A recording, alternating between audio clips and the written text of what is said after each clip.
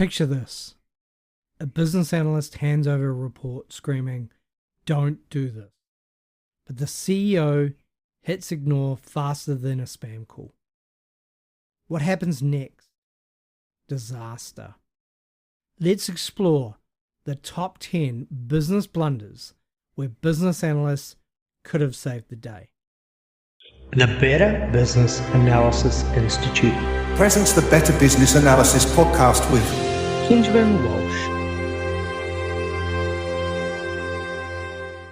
Welcome back to the Better Business Analysis podcast with your host, Benjamin Walsh.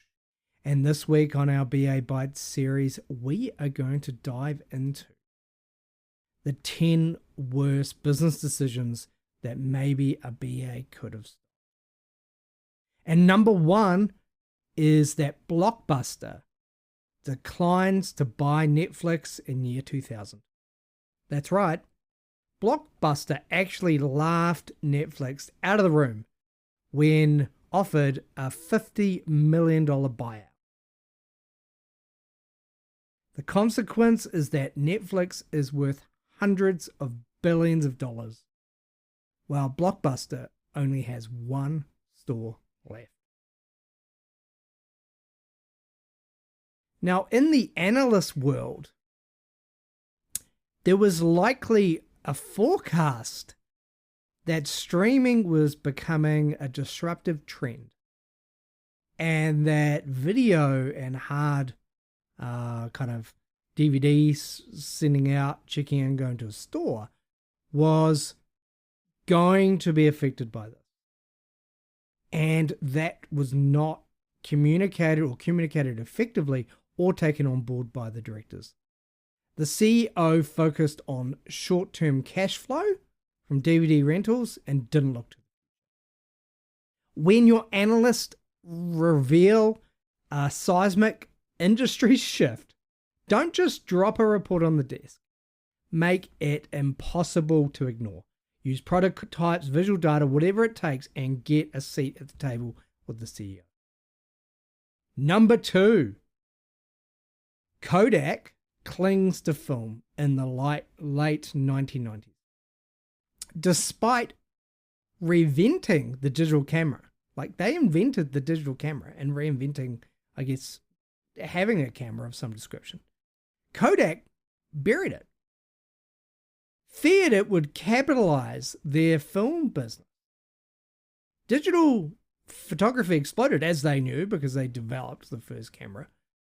But this left Kodak bankrupt by 2012. The analysts and the market analysts presented data on digital trends, but Kodak couldn't counter the fear of change. The lesson here is that innovation often requires cannibalizing your own product before someone else. Analysts help your leaders understand that playing it safe can sometimes be the most risky move.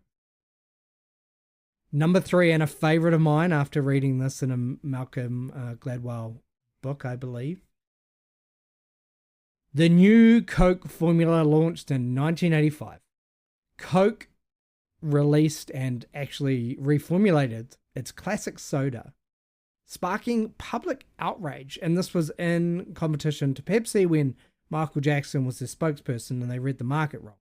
And actually, if you can read Malcolm Gladwell books, I can't remember which one, it may be The Tipping Point, maybe Persuasion, but it talks about the story, so I won't spoil it for you. But Coke reversed course, wasting millions. Right? They wasted millions, but they then salvaged brand loyalty, luckily. Analysts like us promoted that consumer testing showed that new Cokes had appeal, but they missed a couple of things. They missed that in the long term, people didn't like Coke's new flavor, as in they wouldn't like to drink as much of it, which was really important. And they also missed the emotional connection to the classic taste. The lesson here is that data isn't everything. Context matters, and the amount of data we collect matters. Analysts must factor in brand loyalty and sentiment and context and length of time when doing product testing. Number 4, Microsoft's Zune. I think I had one of these in 2006, that's right. Microsoft launched the Zune to compete with the iPod. It was late, it was clunky, and it was overpriced. There were billions lost. Apple dominated the music player market, still does kind of in some ways today, apart from Spotify really coming in. And again, that's some lessons for Apple. The analyst role underestimated Apple's brand, its ecosystem, and its loyalty. It committed to those who were into music and were quite different. They were the artists, the ones who were setting the trends, were buying Apple products. And so this was a natural transition, and it kind of tipped over to mass market, whereas Microsoft was not known for music. So you need to know your competitors. That's the lesson. Analysts must emphasize market position and timing as much as product specs. We get that sometimes with Xbox versus PlayStation. Number 5, Yahoo declines Google's buyout in 2002. That's right. Yahoo passed on buying Google for $1 billion, only to see it dominate search and online ads. Yahoo is just a shell of its former self. It kind of has some kind of news, financial news that it kind of looks after in a few kind of sub-brands, but it's really not what we use today. Now, what people failed to do, what the analysts failed to do, or at least the management team being presented with this information failed to do, was quantify Google's potential impact on advertising. They were an advertising. Okay, they were a search and advertising. They had a better search, but they also knew how to leverage that to advertise. The lesson here is when a decision involves the future, analysts need to paint bold, detailed scenarios, like what-if scenarios, not just spreadsheets and numbers and forecasts. Number 6, Toys R Us hands online sales to Amazon in 2000. Toys R Us outsourced online sales to Amazon instead of buying its own platform. So what happened was that Amazon took over the toy market and Toys R Us went bankrupt. It sounds like a channel situation that could have kind of, instead of a competition, they decided to use it as a channel, but they didn't really think too much about what that could mean from a competition point of view. There was some, I guess, risks that were identified and they weren't mitigated, and that was they underestimated Amazon's ambitions. It had grown quickly. Why did they think, for example, that Amazon wouldn't just buy out the market? The lesson here is always assess partnerships for long-term impact. A partnership, just like a marriage, is supposed to be for the long term, so you need to think about that. Analysts should push for foresight, not just cost savings or another channel. It's a real harsh lesson to be learnt, and a dangerous one that I think I could see other players in the market falling into right now. Number 7 is that Decca Records rejected the Beatles in 1962. Loved the Beatles.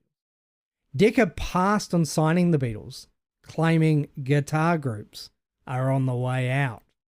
The Beatles became the best-selling band in history on a rival label, which I believe was called Apple.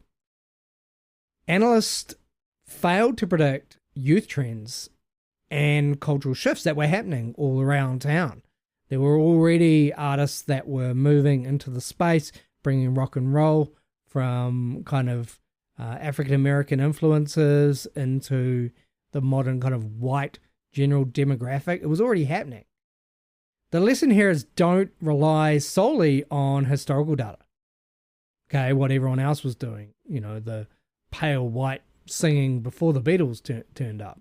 Analysts must balance it with intuition about emerging trends. And I would say this one around guitar bands being out was a real bad call.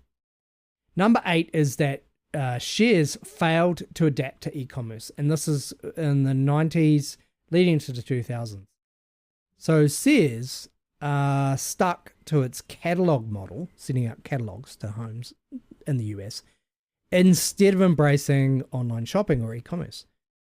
Amazon ate its lunch and Sears failed into and just fell into irrelevance. Now, analysts likely pointed to e-commerce growth. It was happening. Amazon was there, but it wasn't just Amazon. But couldn't really overcome the kind of leadership inertia to do nothing.